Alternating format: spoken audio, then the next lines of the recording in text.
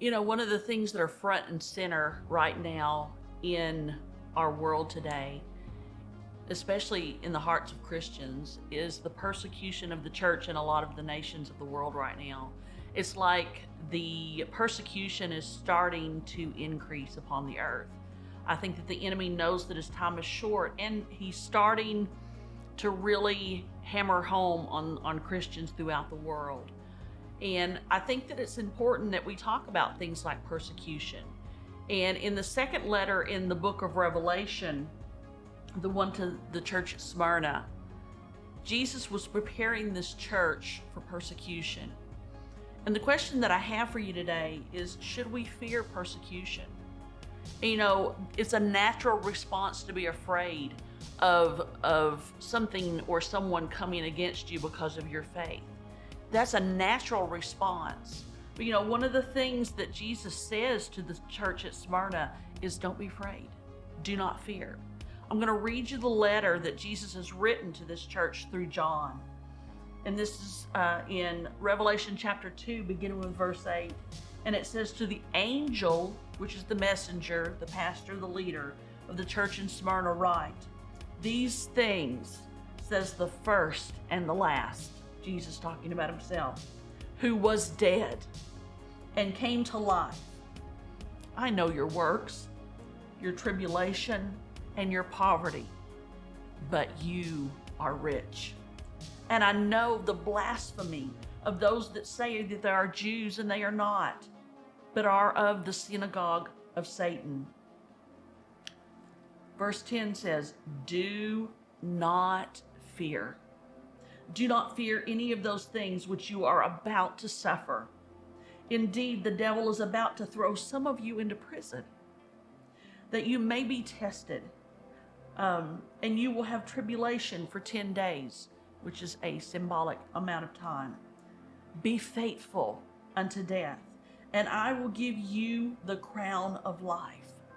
Let he who has an ear, let him hear what the Spirit says to the churches. He who overcomes shall not be hurt by the second death. You know, in this letter, Jesus is warning the church, his body at Smyrna, about the things that they are about to face. He's preparing them. He's helping to strengthen them and encourage them and to let them know, yes, he sees the persecution that they have already been in, and he sees the things that they are facing. He sees their poverty because of the things that they're going through. You know, one of the things that happened to Christians back during that day is that they were segregated off. People would no longer do business with them anymore. They lost their places in the guilds because the guilds were dedicated to the worship of pagans, and so they can no longer be a part of that. And so the Christians in Smyrna were facing some absolute persecution. And so Jesus is preparing them. He is telling them in advance what they are about to face. And he is giving them grace. You know, over and over and over in the Word, Jesus talks about how his grace is sufficient, that he has a measure of grace. And here is the wonderful thing, regardless of what you are facing, whether you are facing persecution or ill health or problems with family or problems on your job, whatever it is that you're facing, God's grace is sufficient for whatever you are walking through right now, brothers and sisters. Whatever it is that you are walking through, his grace is enough. His strength is enough. His Spirit is enough, and his Spirit will give you the words. He will give you the wisdom, and his faith will rise up in you when you need it. You may not have it right now, but you don't need it right now. But he promises that when the time comes, he will provide the words, he will provide the strength, he will provide the faith. We just have to trust in him, lean on him, breathe him in, and then speak him out. It's a powerful concept that we have as believers, knowing that whatever we are facing, he is there. You know, they talk about how they're going through the poverty, and yet Jesus says that they're rich. See, we get all mixed up here on this earth. We want all of these physical things. We want money and we want houses, we want cars. But Jesus is saying, hey, you're getting your priorities all out of whack. You're getting all mixed up in your head about what's important. You know, we focus so much on this little span of time that the Lord has given us on the face of this earth. It's such a small portion of time compared to the fullness, the wholeness of eternity. Have you ever thought about that? And we spend all of our energy, all of our efforts into keeping ourselves healthy and safe and provided for and money in the bank and all this kind of stuff.